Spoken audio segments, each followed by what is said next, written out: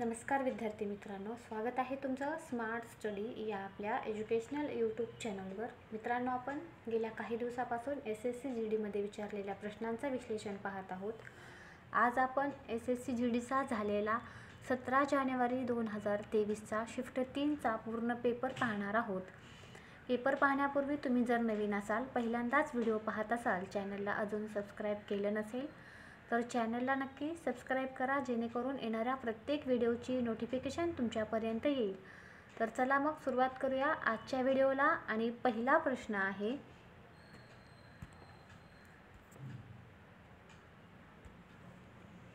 भारतीय राज्यघटनेतील मूलभूत कर्तव्य कोणत्या देशाच्या संविधानातून स्वीकारली गेली आहेत? तर भारतीय राज्यघटनेतील मूलभूत कर्तव्ये जी आहेत ती मूलभूत कर्तव्य USSR म्हणजे सोव्हिएत रशिया, आत्ताचं काय आहे रशिया, या देशाकडून स्वीकारण्यात आलेली आहेत। त्याबरोबरच रशियाकडून आणखीन काय स्वीकारण्यात आलेलं आहे तर सामाजिक, आर्थिक आणि राजनैतिक न्याय आणि मूलभूत कर्तव्य या ज्या दोन गोष्टी आहेत त्या रशियाकडून स्वीकारण्यात आलेल्या आहेत। तर USA या जर देशाचा आपण विचार केला तर USA म्हणजेच अमेरिकेकडून काय स्वीकारण्यात आलेला आहे, सरनामा, त्यानंतर काय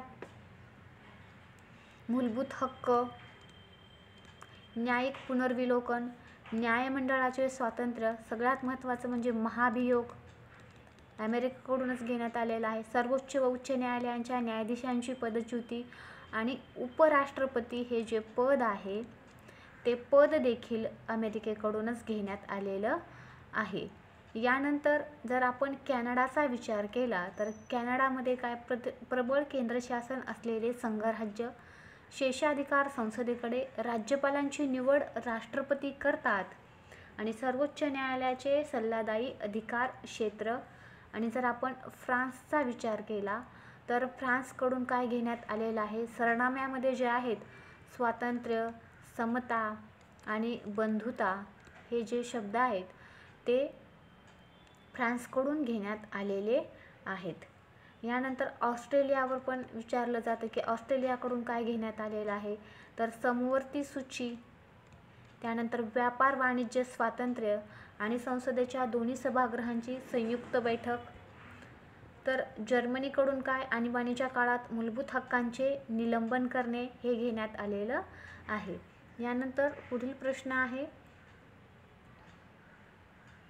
डॅशचा विकास हे भारतातील पहिल्या पंचवार्षिक योजनेचे मुख्य उद्दिष्ट होते। तर पहिल्या पंचवार्षिक योजनेचे मुख्य उद्दिष्ट काय, कशाचा विकास करणे होतं, शेतीचा विकास करणे। पहिल्या पंचवार्षिक योजनेचा कालावधी काय होता, 1951 ते 1956 पंचवार्षिक योजना आहेत आणि प्रत्येक पंचवार्षिक योजनामध्ये 5 वर्षाचा कालखंड आहे। जसे की 1956 नंतर डायरेक्ट 5 प्लस करा 1961 येणार, 1961 मध्ये प्लस 5 करा 1966 येणार, लक्षात ठेवण्यासाठी पण सोपं आहे। यानंतर दिलेल्या वर्षात किंवा इतर कालावधीत जन्मापूर्वी प्रति 1000 जिवंत जन्मामागे नवजात मृत्यू दर डॅश दरम्यान झालेल्या मृत्यूच्या संख्येचा संदर्भ देते। तर जो संदर्भ देतो ते काय आहे, 28 दिवसादरम्यान झालेल्या मृत्यूच्या संख्येचा संदर्भ देते 1000 जिवंत जन्मामागे नवजात मृत्यू दर।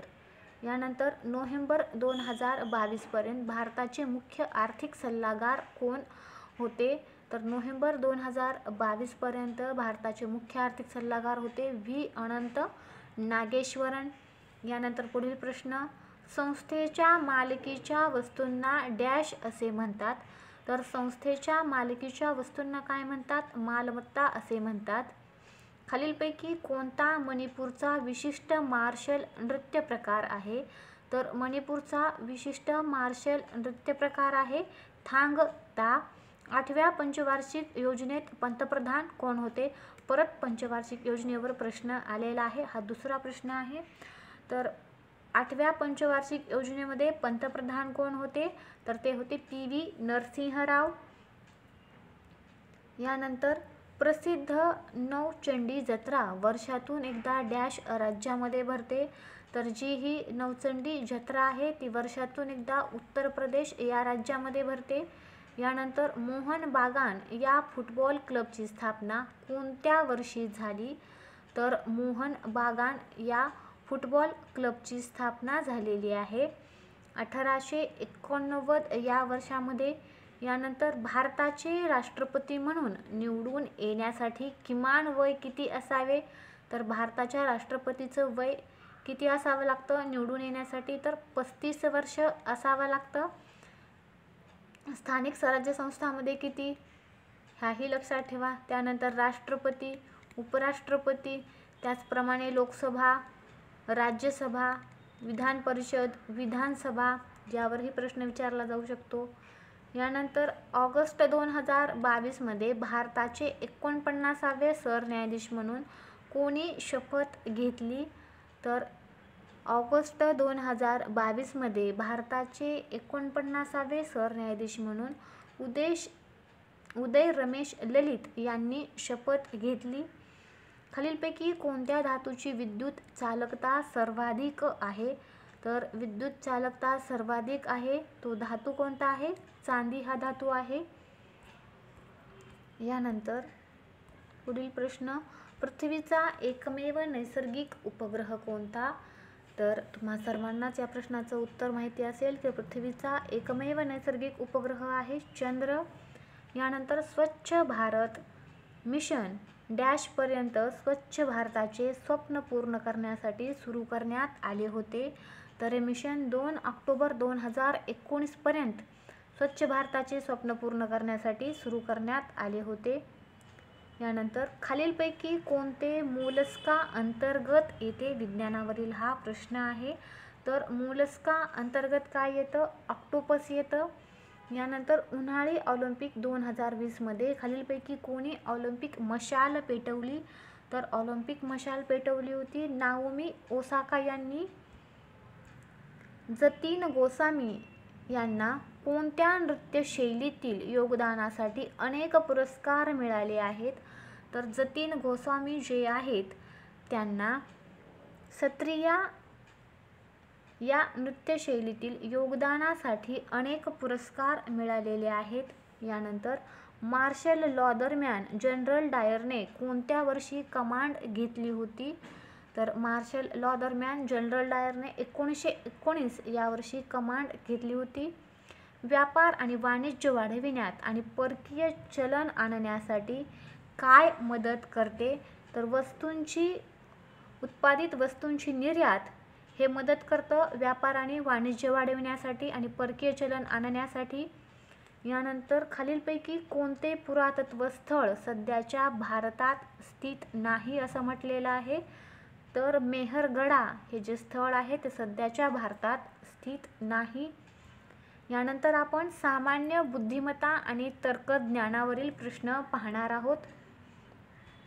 पहिला प्रश्न आहे, असा पर्याय निवडा जो खालील आकृतीत अंतर्निहित आहे. फिरवणे मान्य नाही.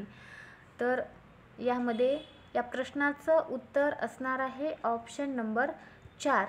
या ठिकाणी तुम्ही पाहू शकता की हा जो भाग आहे तो भाग या आकृतीमध्ये या ठिकाणी समाविष्ट आहे. यानंतर पुढील प्रश्न, दिलेल्या मालिकेतील प्रश्नचिन्हाच्या जागी खालीलपैकी कोणते अक्षर समूह येईल? या ठिकाणी जर तुम्ही निरीक्षण केलं तर -1 केलेला आहे. पाहू शकता GF या ठिकाणी काय येईल मग? E.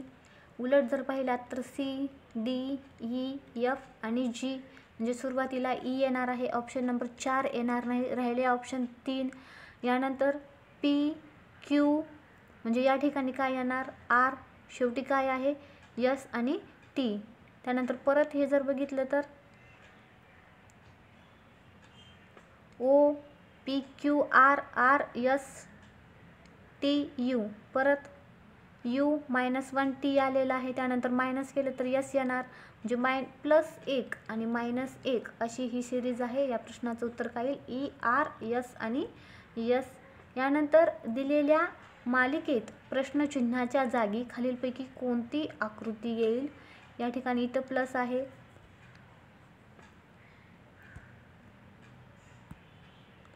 त्यानंतर या ठिकाणी इथं हे एकदा आहे, या वेळेस दोनदा, इथं 3, इथं 4, म्हणजे येताना किती वेळेस येणार आहे? 5 वेळेस. 5 वेळेस सर्वाकडेच आहे, यावरून निघू शकणार नाही. इथं प्लस गुणाकार, प्लस गुणाकार म्हणजे इकडं प्लस येणार, म्हणजे हे 2 ऑप्शन काय झाले? कट झाले, येणार नाहीत, कारण इथं गुणाकार दिलेला आहे. याही लॉजिक वापरून तुम्ही काढू शकता. आता या ठिकाणी रेषा कमी झालेल्या आहेत, म्हणजे या ठिकाणी एकच रेष येणार आहे. तर ह्या दोन्हीमध्ये पण एक एक रेष आहे. पण जर तुम्ही या बाणाचा विचार केला तर हे या ठिकाणी आहे आणि इथं या ठिकाणी आहे, म्हणजेच या प्रश्नाचं उत्तर काय येणार आहे? ऑप्शन नंबर 2, मायनर फरक आहे. यानंतर जर P म्हणजे बेरीज, Q म्हणजे वजाबाकी, R म्हणजे गुणाकार आणि S म्हणजे भागाकार, तर खालील अभिव्यक्तीचे मूल्य काय असेल? 76. P म्हणजे काय दिलेला आहे? अधिक दिलेला आहे. 76 अधिक 42. S म्हणजे काय? भागाकार 6. Q म्हणजे काय? तर Q म्हणजे वजाबाकी, वजाबाकीमध्ये 22. P म्हणजे अधिक, कंसामध्ये 8. R म्हणजे काय? तर गुणाकार, 8 गुणाकारामध्ये काय? 15. आता हे सॉल्व करूया. 76 जशास तसं घ्या, अधिक 42ला 6ने भाग, 6 7 42 वजा 22 अधिक कंसामध्ये हे काय येणार आहे? 15 8 काय? 120. परत 76 अधिक 7 म्हणजे हे किती येतील? 83 वजा 22 अधिक 120. 83 मधून 22 गेले, या ठिकाणी किती राहणार? 61 अधिक 120, म्हणजेच फायनल उत्तर काय येईल? 181. ऑप्शन नंबर 1 या प्रश्नाचं उत्तर असणार आहे. यानंतर पुढील प्रश्न, एका विशिष्ट सांकेतिक भाषेत 0ला 64, 5ला 42 असे कोड केले जाते. त्याच भाषेत 11 कसे कोडित केले जाईल? 11 अल्फाबेटिकल जे नंबर आहेत ते या ठिकाणी घेतलेले आहेत. तर या ठिकाणी आपण ईचा नंबर काय आहे? 5 आहे. त्यानंतर एलचा 12, परत ईचा 5, व्हीचा 22, त्यानंतर ईचा प्लस 5 आणि यांचा काय? 14. या सर्वांची जर बेरीज केली तर ती बेरीज काय येणार आहे? 63, म्हणजेच ऑप्शन नंबर 1 या प्रश्नाचं उत्तर असणार आहे. यानंतर पुढील प्रश्न, दिलेल्या आकृतीचे योग्य असे आरशातील प्रतिमा निवडा. जेव्हा आरशाला MN वर ठेवले जाईल, म्हणजे इथं आरसा ठेवलेला आहे, हा शब्द सुरुवातीला येणार इकडल्या साईडचा, म्हणजेच इथं सगळ्या ठिकाणी यस दिलेला आहे. परत हे यू या पद्धतीनं दिलेलं आहे, तर यू हे या ठिकाणी आहे, म्हणजे येताना काय येणार? ह्या अशा पद्धतीने येणार, अशा, म्हणजे हे येणार नाही, हे येणार नाही, हे येणार नाही. एकाच शब्दावर वर्णाक्षरावरून आपलं उत्तर निघू शकतं. ऑप्शन नंबर 2 या प्रश्नाचं उत्तर असणार आहे. यानंतर इंग्रजी शब्दकोशाप्रमाणे खालील शब्दांचा क्रम कोणत्या पर्यायामध्ये दिसतो? अशा प्रकारचा हा प्रश्न आहे. तर या प्रश्नाचं उत्तर येणार आहे ऑप्शन नंबर 3. यानंतर पुढील प्रश्न आहे, खालील संचातील संख्या ज्याप्रमाणे संबंधित आहेत त्याचप्रमाणे संख्या संबंधित असणारा संच निवडा. सूचना कृतीपूर्ण संख्येवर ती संख्या तिच्या घटक अंकामध्ये विभाजित न करता केली पाहिजे. उदाहरणार्थ 13 वरील कृती जसे बेरीज, वजाबाकी, गुणाकार इत्यादी हे 13 वर केले पाहिजेत. 13चे 1 आणि 3 असे विभाजन करून नंतर 1 आणि 3 वरील गणिती कृती करण्यास अनुमती नाही, अशा प्रकारचा हा प्रश्न आहे. तर 40 50 150 दिलेला आहे आणि 65 35, 40 मधून 10 यर गेले तर राहिले 30, गुणाकारामध्ये 5 करा, किती येणार? 150. त्यानंतर 65 मधून 35 वजा करा, राहणार किती? 30. 30 गुणाकारामध्ये 5, 150 येणार. आता जर खालील आपण ऑप्शन बघितलं, 70 मधून 30 गेले, 40 गुणिले 5 केले तर किती येणार? 200, म्हणजे हे चुकलं. ऑप्शन नंबर 3 घेतला तर 55 वजा 10, 55 वजा 10 जर आपण केले तर हे किती उरणार? 45, गुणाकारामध्ये 5, पाचा 25, 5 चोक 20 आणि 2 किती 22, म्हणजेच 225 येणार. ऑप्शन नंबर 3 या प्रश्नाचं उत्तर असणार आहे. यानंतर पुढील प्रश्न, 6 मित्र आहेत. 6 मित्र अमन, बिप्लब, चिरंतन, दिव्या, एलिझाबेथ आणि फिरोज एका गोलाकार टेबलाभोवती केंद्राकडे तोंड करून बसलेले आहेत. जे आपण इथं असे वर्तुळ काढलेलं आहे. 6 मित्र आहेत. 1 2 3 4 5 आणि 6 ते केंद्राकडे तोंड करून बसलेले आहेत. म्हणजे या सगळ्यांची तोंड इकडे आहेत, मध्यभागी बघत आहेत. काय म्हटलेलं आहे, अमन बिप्लबच्या डावीकडे 3ऱ्या स्थानावर बसलेला आहे. अमन कुठं बसलेला आहे, बिप्लबच्या डावीकडे 3ऱ्या स्थानावर बसलेला आहे. समजा आता मी बिप्लबला इथे घेतलं, या ठिकाणी बिप्लब, म्हणजे याचा उजवा हात हा आणि डावा हात हा असेल. मग अमन कुठं बसलेला आहे, डावीकडे, म्हणजे अमन कुठे येणार, या ठिकाणी येणार अमन. त्यानंतर चिरंतन अमनच्या अगदी शेजारी आहे. आता चिरंतन अमनच्या शेजारी आहे म्हणजे तो इथं येऊ शकतो किंवा इथं येऊ शकतो, कन्फर्म नाही. थोड्या काळासाठी आपण हे वाक्य स्किप करूया. त्यानंतर एलिझाबेथ दिव्याच्या उजवीकडे 2ऱ्या क्रमांकावर बसते. चिरंतन अगदी दिव्याच्या शेजारी नाही. अमनच्या डावीकडून बघितल्यावर अमन आणि बिप्लब यांच्यामध्ये कोण बसले आहे. समजा आता मी चिरंतन जो आहे, चिरंतन या ठिकाणी चिरंतन जर घेतला तर चिरंतन हा अमनच्या अगदी शेजारी झाला. त्यानंतर काय म्हटलेलं आहे की एलिझाबेथ दिव्याच्या उजवीकडे 2ऱ्या क्रमांकावर बसलेली आहे. एलिझाबेथ कुठं बसलेली आहे, दिव्याच्या उजवीकडे 2ऱ्या क्रमांकावर. दिव्याला जर मी इथे घेतलं तर एलिझाबेथ इथे येणार. आता शिल्लक राहिली एक जागा आणि काय म्हटलेलं आहे, चिरंतन अगदी दिव्याच्या शेजारी नाही, म्हणजे चिरंतन या ठिकाणी येणार नाही. दिव्याच्या शेजारी नाही म्हणजे चिरंतन कुठे येणार, बरोबर आपण घेतलेली जागा बरोबर आहे. आता शिल्लक कोण राहिला, फिरोज, त्याला या ठिकाणी बसवूया. फिरोज दिलेल्या अटीप्रमाणे आपण या सर्वांना बसवलेलं आहे. आता प्रश्न काय विचारला की अमन आणि बिप्लब, अमन या ठिकाणी आहे आणि बिप्लब या ठिकाणी आहे, या दोघांच्या मध्ये कोण बसलेला आहे, तर चिरंतन आणि एलिझाबेथ हे दोघंजण बसलेले आहेत. म्हणजेच ऑप्शन नंबर 1 आपल्या प्रश्नाचं उत्तर असणार आहे. यानंतर पर्याय निवडा जो 5व्या अक्षरगुच्छाशी संबंधित आहे. त्याच प्रकारे दुसरा अक्षरगुच्छ पहिल्या अक्षरगुच्छाशी संबंधित आहे आणि चौथा अक्षरगुच्छ 3ऱ्या अक्षरगुच्छाशी संबंधित आहे. तर या प्रश्नाचं उत्तर असणार आहे ऑप्शन नंबर 1. त्यानंतर 8 सहकारी आहेत, ABCDEFG आणि केंद्राकडे तोंड करून गोलाकार स्थितीत बसलेले आहेत. गोलाकार बसलेले आहेत, ज्याप्रमाणे सांगितलेलं आहे त्याप्रमाणे डायग्राम काढण्याचा प्रयत्न करूया.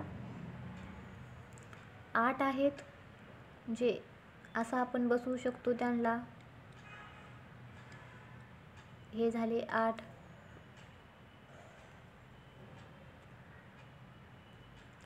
तर काय म्हटलेलं आहे, जी डीच्या डावीकडे 3रा बसतो. जी कुठं बसतो, डीच्या डावीकडे 3रा बसतो. म्हणजे समजा मी या ठिकाणी डीला घेतलं, डीची ही उजवी बाजू, ही डावी बाजू. जी कुठं बसतो, डीच्या डावीकडे, म्हणजे 3ऱ्या नंबरला इथे येणार 1 2 आणि ही 3रा नंबर. त्यानंतर ई जीच्या डावीकडे 3रा बसला आहे. ई कुठं बसलेला आहे, जीच्या डावीकडे. आता जीची ही उजवी बाजू आणि ही डावी बाजू, डाव्या बाजूला 3ऱ्या ठिकाणी बसलेला आहे, म्हणजे ई कुठे येणार, या ठिकाणी येणार. त्यानंतर एच हा डीच्या लगेच उजवीकडे बसला आहे. एच हा डीच्या लगेच उजवीकडे बसलेला आहे, म्हणजे डीची ही उजवी बाजू, एच कुठे येणार, या ठिकाणी येणार. बी हा ईच्या उजवीकडे 2ऱ्या स्थानावर बसलेला आहे. बी कुठं बसलेला आहे, ईच्या उजवीकडे, उजवी बाजू ही 1 आणि हे 2रं स्थान, म्हणजे बी कुठे येणार, या ठिकाणी येणार. त्यानंतर एफ लगेच ईच्या शेजारी बसला आहे. एफ लगेच कुठं बसलेला आहे, ईच्या शेजारी, म्हणजे एफ कुठे येणार, या ठिकाणी. त्यानंतर एफ हा सीच्या डावीकडे 3ऱ्या स्थानावर बसलेला आहे. सीच्या डावीकडे 3ऱ्या स्थानावर, म्हणजे सी या ठिकाणी येणार. सीची ही डावी बाजू 1 2 आणि 3 एफ बसलेला आहे. आता शिल्लक कोण राहिलं, तर ए शिल्लक राहिला. जी जागा उरलेली आहे त्या ठिकाणी एला बसवून घ्या. प्रश्न काय विचारलेला आहे, डीच्या डावीकडे शेजारी कोण बसले आहे. डी कुठं आहे, डी आहे या ठिकाणी. डीची ही उजवी बाजू, ही डावी बाजू. डीच्या डावीकडे शेजारी कोण बसलेला आहे? ए बसलेला आहे. म्हणजेच ऑप्शन नंबर 3 आपल्या प्रश्नाचं उत्तर असणार आहे. यानंतर एका विशिष्ट भाषेत ॲडव्हाइसला VDAECI असे लिहिले जाते आणि बिलॉंगला LEBGNO असे लिहिले जाते. त्याच भाषेमध्ये बेटर कसे लिहिले जाते? तर हे इथलेच अक्षर आहेत आणि त्यांना उलट सुलट लिहिलेलं आहे. BETTER बेटर आहे. तर हे कोणत्या प्रकारे येणार? TEB म्हणजे पहिले 3 अक्षरं उलट केलेली आहेत. त्यानंतर शेवटची RET म्हणजेच 3 या प्रश्नाचं उत्तर असणार आहे. यानंतर 3 विधानामागे 3 निष्कर्ष 1, 2 आणि 3 आहेत. विधाने जरी सामान्यतः ज्ञात तथ्यांशी विसंगत वाटत असले तरी सत्य म्हणून स्वीकारा. कोणत्या निष्कर्ष तार्किकदृष्ट्या बरोबर आहे ते ठरवा असं म्हटलेलं आहे. आता या ठिकाणी जी विधानं दिलेली आहेत ते पाहू. सर्व बाटल्या कप आहेत आणि सर्व कप प्लेट्स आहेत. सर्व बाटल्या काय आहेत?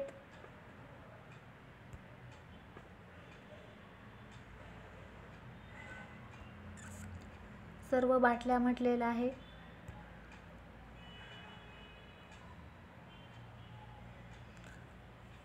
सर्व बाटल्या काय आहेत? कप आहेत.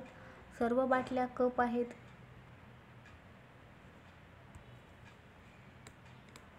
आणि काही प्लेट्स, सर्व कप प्लेट्स आहेत. सर्व प्लेट्स काय आहेत?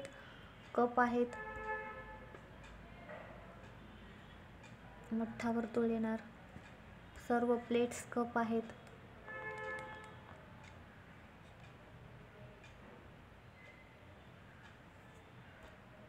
त्यानंतर काही प्लेट्स टेबल आहेत. काही प्लेट्स काय आहेत?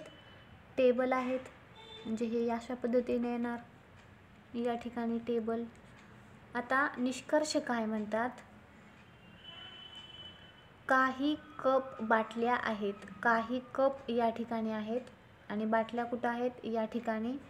म्हणजेच काही कप जे आहेत ते बाटल्या आहेत का? तर हो आहेत. म्हणजे हे बरोबर आहे. काही प्लेट्स कप आहेत. काही प्लेट्स कप आहेत का? तर आहेत. हे पण निष्कर्ष बरोबर आहे. काही टेबल प्लेट्स आहेत. टेबल आणि प्लेट्सचा हा भाग समाविष्ट आहे. म्हणजे काही टेबल प्लेट्स आहेत का? तर हो आहेत. म्हणजेच सर्व निष्कर्ष अनुसरण करतात. ऑप्शन नंबर 1 या प्रश्नाचं उत्तर असणार आहे. G + H म्हणजे G ही Hची बहीण आहे. G गुणाकारामध्ये H म्हणजे G हा Hचा पिता आहे. G भागाकारामध्ये H म्हणजे G हा Hचा मुलगा आणि G वजा H म्हणजे G ही Hची मुलगी आहे. काय म्हटलेलं आहे? P वजा J. तर वजाचा अर्थ काय आहे? मुलगी. म्हणजे P ही मुलगी आहे. कोणाची? Jची. P ही मुलगी आहे. कोणाची? Jची. त्यानंतर J अधिक D. अधिकचा अर्थ काय आहे? बहीण. म्हणजे J ही Dची बहीण आहे. तर J ही काय आहे? Dची बहीण आहे. त्यानंतर D भागाकाराचा अर्थ काय आहे? मुलगा. D हा Sचा मुलगा आहे. D हा कोणाचा मुलगा आहे? Sचा मुलगा आहे. तर Jचा Sशी कशा पद्धतीचा संबंध आहे असं म्हटलेलं आहे. आता हे झाले दोघं भाऊ आणि बहीण. त्यानंतर S हे काय म्हटलेलं आहे? पिता आहे म्हटलेलं आहे. म्हणजेच हे काय झाली? यांची मुलगी झाली. यानंतर पुढील प्रश्न. खालीलपैकी कोणते अक्षरसमूह खाली दिलेल्या अक्षरसमूह मालिकेतील प्रश्नचिन्हाच्या जागी येईल अशा प्रकारचा हा प्रश्न आहे. या ठिकाणी तुम्ही पाहू शकता FG म्हणजे +1 केलेला आहे. GHIJ म्हणजे +3. प्लस काय केलेले आहेत? 4. KL MN आणि O. आता प्लस किती करावे लागतील? 5. म्हणजेच काय येणार? OPQRST आणि UV येणार. या म्हणजे काय येणार? V येणार या ठिकाणी. V एकाच ऑप्शनमध्ये आहे, 4 मध्ये आहे. दिलेल्या मालिकेतील प्रश्नचिन्हाच्या जागी खालीलपैकी कोणती संख्या येईल? 56,000, 14,000, 2800, 140, 35 आणि 7 अशा प्रकारे हे दिलेलं आहे. जर आता 7 गुणिले 5 केले तर 35 येणार. 35 गुणाकारामध्ये किती करावे लागतील, तर गुणाकारामध्ये 5 करावे लागतील. 140 गुणाकारामध्ये 5 जर आपण केलं तर 14 पंचे हे 70 आणि वरील शून्य जशास तसं, म्हणजे किती येणार आहे 700. Option number 4. यानंतर खाली दिलेले समीकरण बरोबर करण्यासाठी कोणती 2 चिन्हे गणिती रीतीने बदलली पाहिजेत, तर या ठिकाणी 4 नंबरचा ऑप्शन आपण घेऊया, प्लस आणि गुणाकार.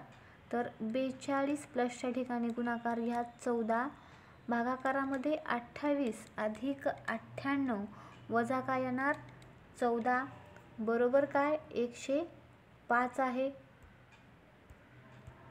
आता हे सॉल्व करून घेऊया. 42 आणि 14चा गुणाकार करा. 14 दुने 28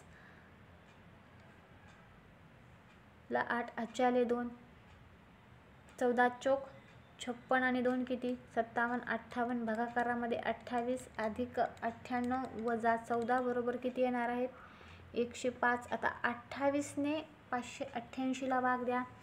28 दुनी 56 ला 2 आला 2 उरले 28 एक 28, 21 अधिक 98 वजा 14 बरोबर 105. तर हे जर तुम्ही केलं तर किती येणार आहे 105 बरोबर 105. म्हणजेच या प्रश्नाचं उत्तर काय असणार आहे 4 असणार आहे. यानंतर आता या ठिकाणी तुम्ही पाहू शकता की इथे दोन्ही ठिकाणी के दिलेला आहे, म्हणजे जी ते यल वर्णाच्या अक्षर आहेत के दाखवणाऱ्या चेहऱ्याच्या विरुद्ध उपस्थित वर्णाक्षर विचारलेला आहे. म्हणजे इथे यल दिलेला आहे पण व्यवस्थित अक्षर या ठिकाणी लिहिलेले नाहीत आणि याचं उत्तर दिलेलं आहे त्यांनी 3. यानंतर खालीलपैकी कोणती संख्या दिलेल्या मालिकेतील प्रश्नचिन्हाच्या जागी काय येईल अशा प्रकारचा हा प्रश्न आहे. तर या ठिकाणी जर तुम्ही पाहिलं तर 11 प्लस 22 केलेले आहेत 33 आले. 33 प्लस 33 केलेले आहेत 66 आले. 66 प्लस 44 केले 110 आले. 44 प्लस 110 प्लस 55 केले 165 आले. म्हणजेच 165 प्लस किती करावे लागतील 66 करावे लागतील, म्हणजे किती येणार हे 231. आणि परत 77 प्लस करा म्हणजे किती येणार 308. म्हणजे प्लस 22, 33, 44, 55 असे प्लस करत जायचे आहेत. आणि या प्रश्नाचं उत्तर काय येईल ऑप्शन नंबर 2. यानंतर रिझनिंगमधला शेवटचा प्रश्न. दुसरा शब्द पहिल्या शब्दाशी जसा संबंधित आहे तसाच तिसऱ्या शब्दाशी संबंधित असलेला पर्याय निवडा. उंदर कृतक, तर मगर काय, मगर हा सरपटणारा प्राणी आहे. शाकाहारी आहे का, नाही. सस्तन प्राणी, नाही. यानंतर आपण म्हणजे मॅथचे प्रश्न पाहूया. पहिला प्रश्न आहे एक 4 मिनिटामध्ये 1 किलोमीटर धावू शकतो आणि बी 4 मिनिटामध्ये 10 सेकंदात तेच अंतर कापू शकतो. 1 किलोमीटर शर्यतीत ए किती अंतराने बीला पराभूत करू शकतो.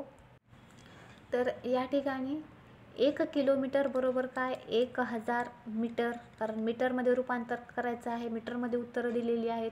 त्यानंतर 4 मिनिट 10 सेकंद बरोबर किती 250 सेकंद. आता हे 1000 आणि छेदस्थानी 250, हा शून्य कटला, हा शून्य कटला. 25 एक 25, 25 चोक 100. 10 सेकंदामध्ये तेच अंतर किती कापू शकतो म्हटलेलं आहे. 10 गुणिले 4 बरोबर किती येणार 40 मीटर. ऑप्शन नंबर 4 या प्रश्नाचं उत्तर असणार आहे. त्यानंतर चक्रवाढ व्याज दराने 10 वर्षात पैसे आपोआप दुप्पट होतात. समान व्याज दराने किती वर्षात ते 4 पट होईल असं म्हटलेलं आहे. 10 वर्षामध्ये किती होतात दुप्पट होतात.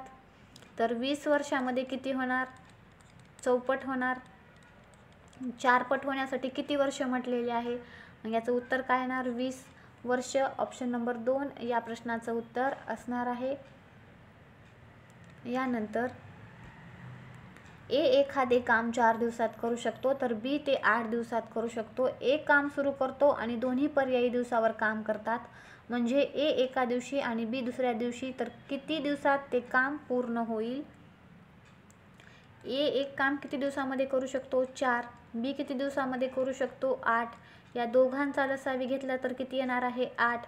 म्हणजे ए पूर्ण 8 जे काम आहे ते 4 दिवसामध्ये करतो. एका दिवसामध्ये ए किती काम करणार 2. त्यानंतर बी एका दिवसामध्ये 1. काय म्हटलेलं आहे, हे दोघं जण एकाआड एक काम करतात. म्हणजे पहिल्या दिवशी ए करणार, त्यानंतर बी करणार, परत ए करणार, त्यानंतर बी करणार, नंतर ए करणार. ए एका दिवसामध्ये 2, बी एका दिवसामध्ये 1, परत 2, परत 1 आणि परत 2. हे पूर्ण मिळून किती झाले 8 झाले. यांना दिवस किती लागले 1, 2, 3, 4 आणि 5. एकाआड एक काम करायला दिवस किती लागले 5. म्हणजे या प्रश्नाचं उत्तर काय असणार आहे 5. Option number 3. त्यानंतर एक बस 60 मिनिटात 72 किलोमीटर अंतर कापते, तर बसचा वेग किलोमीटर ताशी किती आहे. प्रश्न फसवण्यासाठी दिलेला आहे. प्रश्न काळजीपूर्वकाचा. 60 मिनिट म्हणजेच काय 1 तास. एका तासामध्ये किती जाते 72 किलोमीटर अंतर कापते म्हटलेले आहे. म्हणजेच तिचा ताशी वेग किती आहे 72. ऑप्शन नंबर 4 या प्रश्नाचं उत्तर असणार आहे. यानंतर पुढील प्रश्न. एक ठराविक जी रक्कम आहे वार्षिक स्वरूपात चक्रवाढ केल्यावर चक्रवाढ व्याजावर 3 वर्षात स्वतःच्या 216 छेदस्थानी 125 पट होते, तर व्याजाचा दर शोधा. 3 वर्षामध्ये म्हणलेला आहे 216 छेदस्थानी 125. 216चं जर घनमूळ घेतलं तर किती येणार आहे 6. 125चं घनमूळ काय येणार आहे 5. या दोघांमधला फरक घेतला तर किती येणार आहे 1 येणार आहे. मग 1 छेदस्थानी 5 गुणाकारामध्ये 100 बरोबर 5 1 5, 5 दुने 10. म्हणजेच याचं उत्तर किती येणार आहे 20%. Option number 4. यानंतर पुढील प्रश्न.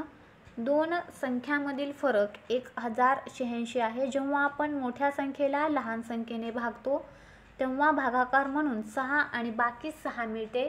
तर मोठी संख्या शोधा. तर ती मोठी संख्या असणार आहे 1302. यानंतर पुढील प्रश्न. ए आणि बी मिळून एक काम 20 दिवसात करू शकतात. बी आणि सी मिळून तेच काम 100 दिवसात करू शकतात. जर एकटा बी हेच काम 140 दिवसात करू शकत असेल तर ए आणि सी ला मिळून तेच काम पूर्ण होण्यासाठी किती दिवस लागतील. ए आणि बी मिळून किती 20 दिवस. बी आणि सी मिळून तेच काम 100 दिवस. त्यानंतर बी आणि सी तेच काम किती, एकटा बी ते काम किती दिवसात करू शकतो 140 दिवसामध्ये.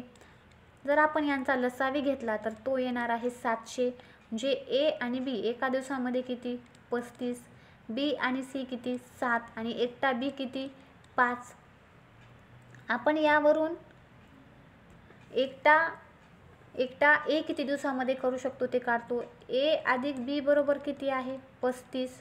बीचे माहीत आहे आपल्याला 5. म्हणजेच ए बी बरोबर 35. 35 मध्ये 5 बरोबर किती येणार. ए एका दिवसामध्ये किती करणार 30. याचप्रमाणे आपण सीचं काढून घेऊ. बी अधिक सी बरोबर किती आहे 7. बीचं माहीत आहे 5. सी बरोबर 7. म्हणजेच सी किती येणार 2. आणि प्रश्न काय विचारलेला आहे ए आणि सी मिळून. आता ए 30 आणि बी सी 2. म्हणजेच 30 अधिक 2 किती 32. एकूण काम किती आहे 700 आहे. आणि ए आणि सीला मिळून करायचं आहे. छेदस्थानी 32 करा. याला भाग द्या 4ने. 4 8 32. 4 1 4, 4 7 28 आणि 4 5 20. 175 छेदस्थानी 8 दिवस लागणार आहेत. ऑप्शन नंबर 1 या प्रश्नाचं उत्तर असणार आहे. यानंतर पंचायत निवडणुकीमध्ये ए आणि बी असे 2 उमेदवार होते. उमेदवार ए ला 42% मते मिळाली आणि तो बी पासून 8000 मतांनी हरतो, तर एकूण मतांची संख्या किती. अशा प्रकारचा हा प्रश्न आहे. तर जेव्हाही मतदान होत असतं तर ते मतदान 100% असतं. 2 उमेदवार आहेत ए आणि बी. एला किती मते मिळालेली आहेत 42%. म्हणजे साहजिकच दुसऱ्याला किती मिळणार आहेत 58%. कारण संपूर्ण जे मतदान असतं ते 100%चं असतं. या दोघांमधला फरक घ्या, तो किती येणार 16%. मग 16% बरोबर 8000. तर पूर्ण मतदान विचारलेलं आहे एकूण मते म्हणजे 100% बरोबर किती 100 गुणिले 8000 छेदस्थानी काय येणार 16. 16 एक 16, 16 पाच 80, हे शून्य जशास तसे, म्हणजे एकूण मतदान किती येणार आहे 50,000. ऑप्शन नंबर 1 या प्रश्नाचं उत्तर असणार आहे. त्यानंतर लागोपाठ 2 सवलती मिळाल्यानंतर रुपाला 1619.20 रुपयाचा ड्रेस मिळाला, ज्याची चिन्हांकित किंमत किती आहे 2000 रुपये आहे. जर दुसरी सवलत 8% असेल तर पहिली सवलत काढा, अशा प्रकारचा हा प्रश्न आहे. तर 2000 दिलेली आहे किंमत. त्यानंतर पहिली सवलत काढायची आहे. 100 वजा x घेऊ, छेदस्थानी 100, गुणाकारामध्ये 92 छेदस्थानी 100 बरोबर एकूण किती दिलेले आहे 1619 दशांश चिन्हामध्ये 20.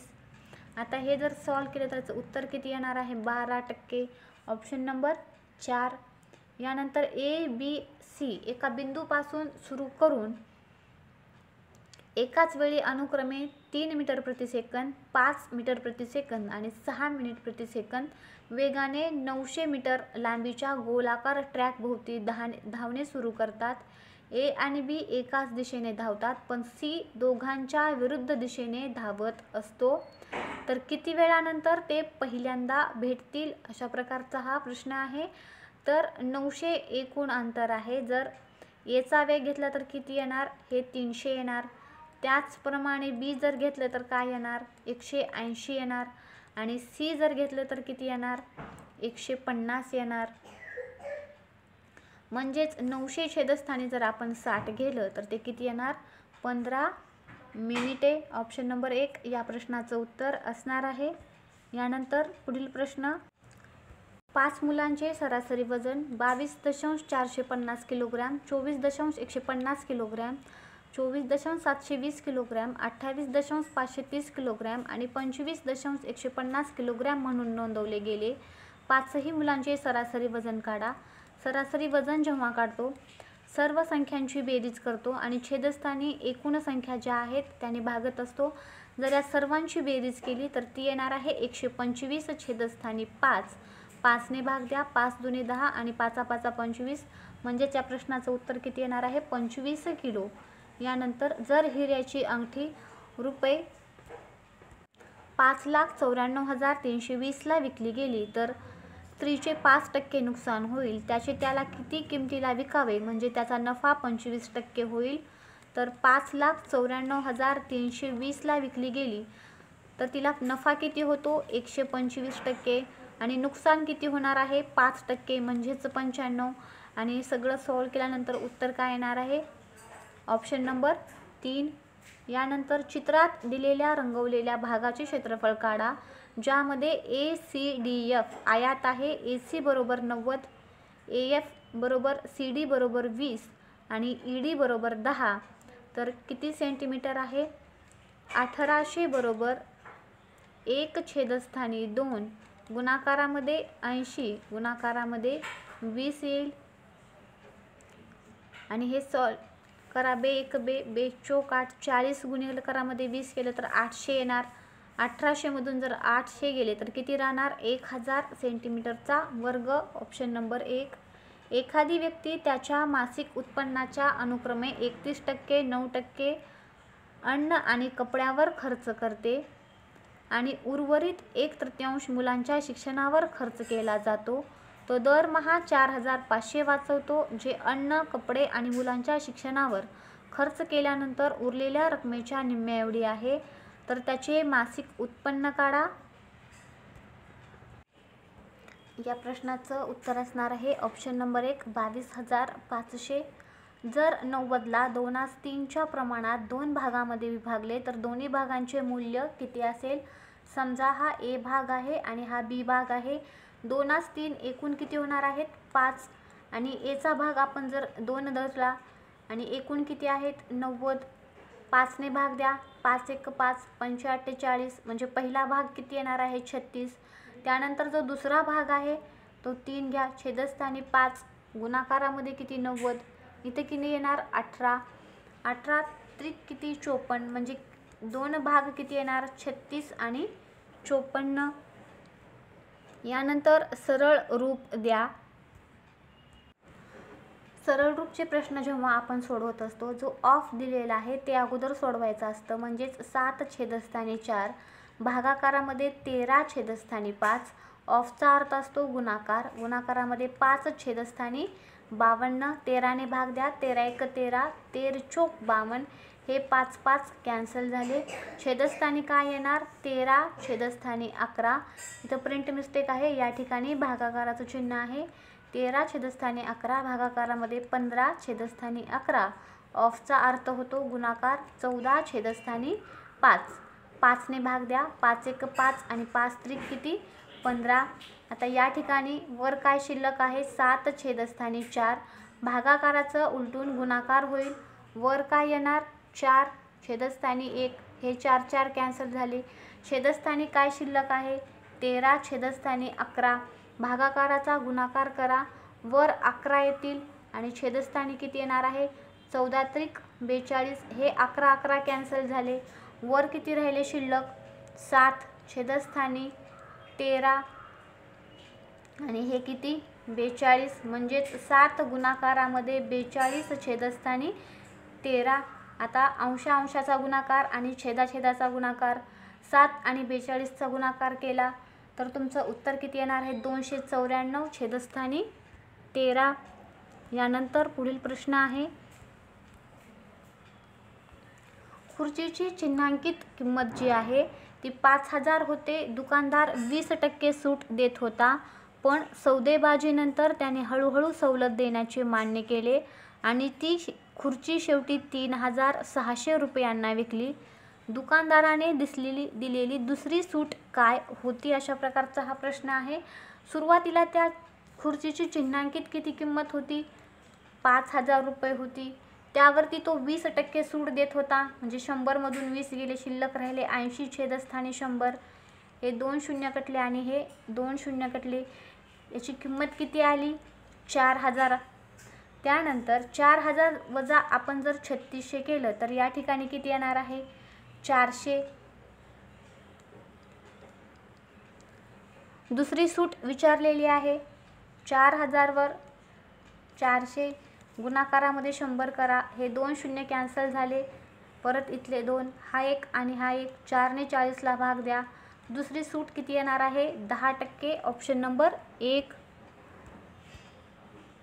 यानंतर पुढील प्रश्न आहे, 5 सेंटीमीटर त्रिज्येचा शिशेचा अर्धगोल 75 सेंटीमीटर उंचीच्या लंबवर्तुळाकार शंकूमध्ये तयार केला जातो. जर शंकू आणि अर्धगोल यांचे घनफळ समान असतील तर शंकूच्या पायाची त्रिज्या किती असेल? तर या ठिकाणी सूत्र वापरलं जातं.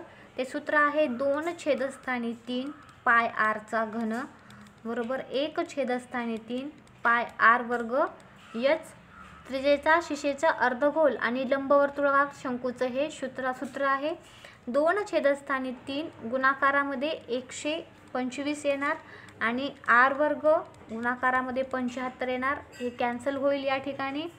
आणि 125 गुणाकारामध्ये 2 छेदस्थानी किती येणार? 75. 25 त्रिक 75. 25 5 1600. वर्गमुळामध्ये काय येणार? 10 छेदस्थानी 3 बरोबर आर वर्ग. म्हणजेच आरची किंमत किती येणार आहे? वर्गमुळामध्ये 3.33.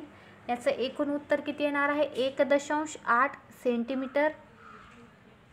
एक स्त्री खरेदी किमतीच्या 20% नफ्याने साखर विक्रीचा दावा करते आणि वास्तविक मोजापेक्षा 30% वजन कमी वापरते, तर त्याच्या नफ्याची टक्केवारी किती आहे? तर त्याच्या नफ्याची टक्केवारी असणार आहे 57.1/7%. यानंतर शेवटचा प्रश्न, जर P/Q बरोबर 1:2 आहे, म्हणजे Pची किंमत 1 दिलेली आहे आणि Qची किंमत 2 दिलेली आहे. 2P अधिक 3Q आणि 4P अधिक 5Q याचे मूल्य विचारलेले आहे. Pच्या ठिकाणी Pची किंमत आणि Qच्या ठिकाणी Qची किंमत टाकायची आहे. 2 गुणाकारामध्ये 1, Pची किंमत काय आहे? 1 आणि 3 गुणाकारामध्ये 2, कारण Qची किंमत 2 आहे. त्यानंतर छेदस्थानी 4 गुणाकारामध्ये 1 आणि 5 गुणाकारामध्ये 2. बे 1 बे आणि 3 दुणे 6, छेदस्थानी काय येणार 4 1 4 आणि 5 दुणे 10, म्हणजेच याची बेरीज केली तर वर किती येणार आहे 8, छेदस्थानी किती येणार आहेत 14. याला जर 2 ने भाग दिला, बे चौक 8 आणि बे सते 14, म्हणजेच 4 छेदस्थानी 7 या प्रश्नाचं उत्तर असणार आहे. यानंतर आपण हिंदी या विषयाचे प्रश्न पाहणार आहोत.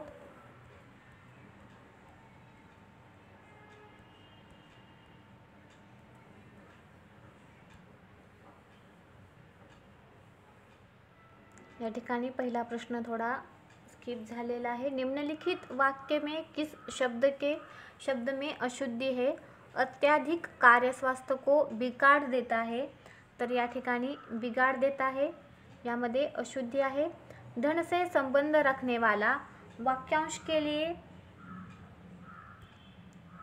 तर या ठिकाणी जो प्रश्न होता की अत्याधिक कार्य स्वास्थ्य को बिगाड़ देता है, तर या ठिकाणी स्वास्थ्य चुकीचे लिहिलेलं आहे. यानंतर धन से संबंध रखने वाला वाक्यांश के लिए उचित शब्द क्या होगा, तर धन से संबंध रखने वाला कीमती. यानंतर पुढील प्रश्न, अंडे से जन्म लेने वाला वाक्यांश के लिए एक शब्द क्या होगा. तो अंडे से जन्म लेने वाला, इसके लिए एक शब्द है अंडज. रमेश घर आया, इस वाक्य का संदिग्ध भूतकाल में रूपांतरण होगा. रमेश घर आया, इसका संदिग्ध भूतकाल में रूपांतर का वाक्य है रमेश घर आ गया होगा. यानंतर किसी संज्ञा या सर्वनाम शब्द की विशेषता बताने वाले शब्द को क्या कहलाते हैं, तो उसे कहलाते हैं विशेषण. निम्नलिखित वाक्य में किस खंड में त्रुटि है. सूर्य पूर्व पर उगता है, सूर्य पूर्व पर उगता है पर में त्रुटि है. निम्नलिखित में से कौन सा एक अनेकार्थी शब्द नहीं है, तो शब्द है बुद्धि. निम्नलिखित वाक्य में रेखांकित खंड के स्थान पर प्रयुक्त होने वाले सबसे उपयुक्त विकल्प का चयन कीजिए. विकास और आकाश एक ढाबे पर खाना खाते हैं, खाता है येणार नहीं, खाते हैं येणार. यानंतर निम्नलिखित वाक्य के रिक्त स्थान में सबसे उपयुक्त मुहावरा क्या होगा. राहुल अपनी माँ की डैश है, तो राहुल अपनी माँ की अंधे की लाठी है. माँ ने पुत्र को अंक में ले लिया, इस वाक्य में प्रयुक्त अंक शब्द निम्न में से किस अर्थ को व्यक्त करता है, तो वो व्यक्त करता है गोद. निम्नलिखित विकल्पों में से पृथ्वी से संबंध रखने वाला वाक्यांश के लिए एक सार्थक शब्द क्या होगा. तो पृथ्वी से संबंध रखने वाला उसे क्या कहते हैं पार्थिव. हिमाद्री का उपयुक्त पर्यायवाची शब्द क्या है, तो हिमाद्री का उपयुक्त पर्यायवाची शब्द है हिमालय. विकल्पों में दिए गए किस वाक्य में निम्न शब्द के सही विलोम शब्द का उपयोग हुआ है. अपमान, मुझे कार्यालय में बहुत सम्मान मिला. अपमान के विलोम क्या होगा, सम्मान होगा. निम्न वाक्य में रेखांकित मुहावरे का उपयुक्त अर्थ दिए गए विकल्पों में से चुनिए. उसके शौक तो देखो, सींग कटाकर बछड़ों में मिल रहा है. बूढ़ा होकर बच्चों जैसा काम करना. यानंतर निम्नलिखित गद्यांश में कुछ शब्दों को हटा दिया गया है. दिए गए विकल्पों की सहायता से रिक्त स्थानों की पूर्ति कीजिए. प्रत्येक संख्या के लिए सबसे उपयुक्त विकल्प का चयन कीजिए.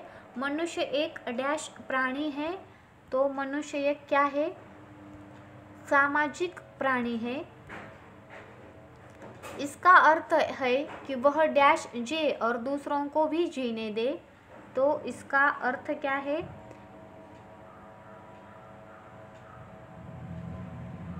वो स्वयं जिए और दूसरे को जीने दे.